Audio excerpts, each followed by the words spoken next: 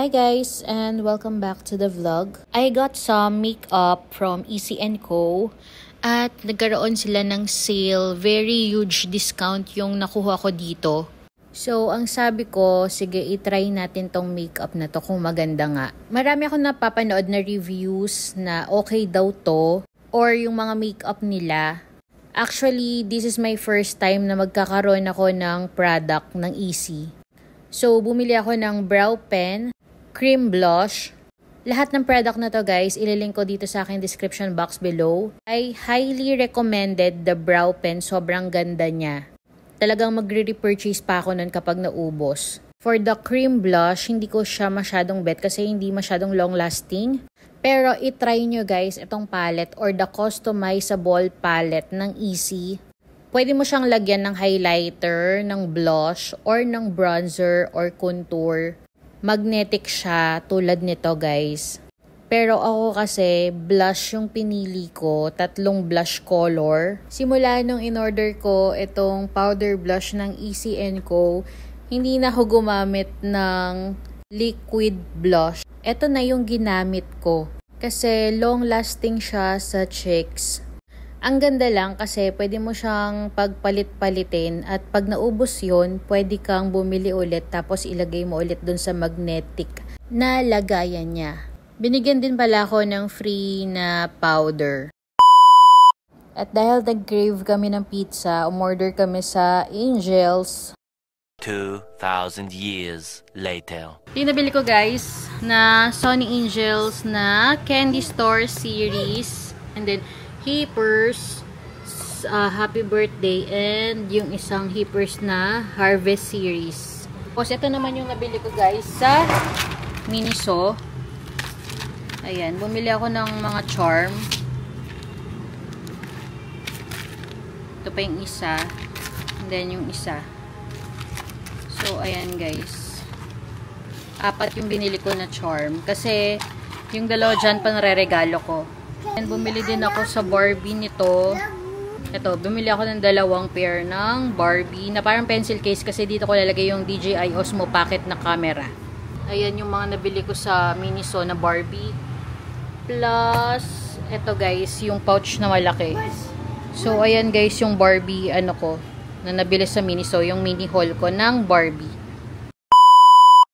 So, today magpapalit ako ng tempered glass.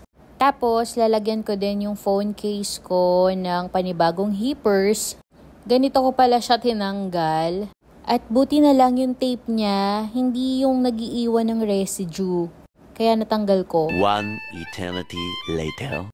So, today, naka-duty ako at inaayos ko lang yung mga unsubmitted na patient health record. Ako kasi yung nagmo-monitor. So, dito, meron pala akong i-share sa inyo. Yung iba dito ng mga advice or mga lessons, alam ko narinig nyo na pero babanggitin ko pa rin sa inyo. So, number 1 life lesson sa work. Do your job well, but don't let your life revolve around it. Number 2 is be kind but set boundaries. Irespeto lahat ng mga nasa office kahit sino pa yan. But at the same time, pumalag ka kapag nagko-cross na sila ng boundaries. Number 3 is avoid drama. Just do your job, do it well, and log out. Ito nabasa ko to guys, at sobrang nag-a-apply siya sa akin. Always remember to cover your ass. Make sure that everything is documented so that if shit hits the pan, you have all the receipts. Next is, it's easier if you don't take things personally. Unahin mo yung health mo lagi dahil replaceable ka as employee pero hindi as anak, kapatid, kaibigan, at magulang.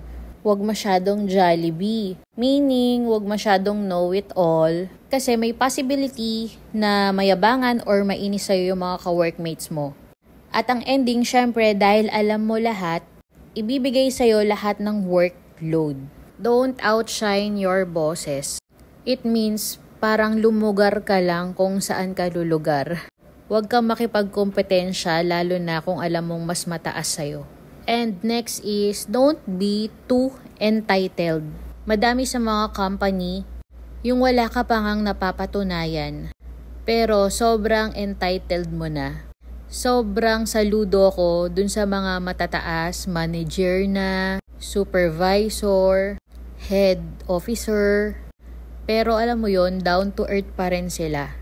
Hindi ka nila tinitignan kung mababa ka ba or mataas. So, ito yung vlog ko. Using the DJI Osmo Pocket 3. And I'm using the DJI Mic 2. Ayan siya guys. Ito yung gamit ko ngayon. So, sa comment section, may nag-comment kung pwede ko daw i-vlog test. Itong DJI Osmo Pocket.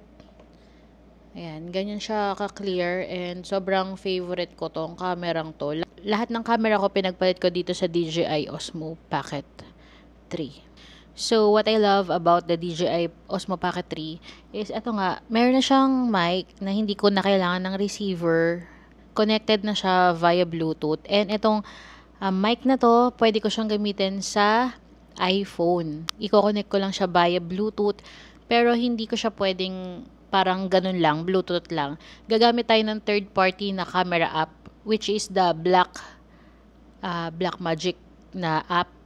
Camera app yun guys. And dun gumagana si DJI Mic 2.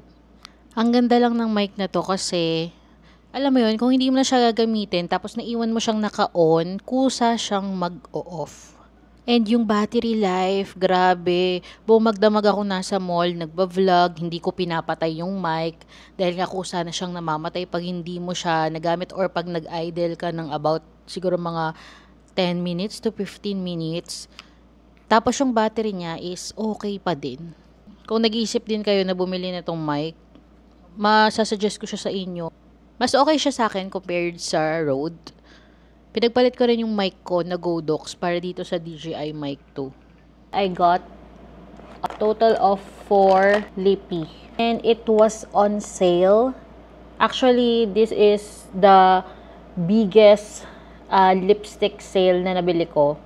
143 pesos each lang sila. So, yung original price is nasa 429 pesos. And dahil si Maybelline is meron siyang February promo, nag 143 pesos na lang sila. So, I have here Super Stay Matte ink. I have one vinyl, Maybelline Super Stay Vinyl ink. And the Sensational Maybelline Liquid Matte. Guys, isa-swatch ko siya one by one sa inyo para makita nyo yung color or shade nung lippy. Sensational Matte. This one is in the shade Bare Temptation. Next is the Maybelline Super Stay Vinyl Ink. Ito siya guys. And this one is in the shade 80 Eccentric. Ayan ang shade niya. Shade na to is 170 Initiator.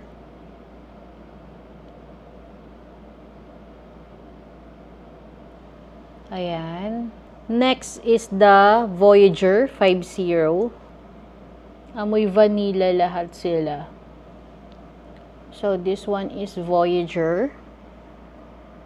Ayan. So, ito yung 4 na shade na nabili ko. I-swatch sa inyo yung favorite ko na MAC Clock Kiss ink. And yung Unlimited Double Touch ng Kiko Milano. So, here the swatch for the MAC. Ayan, yung MAC. Next is the Kiko Milano. Unlimited Double Touch in the shade 103. Ayan siya guys, yung 103. Kiko Milano.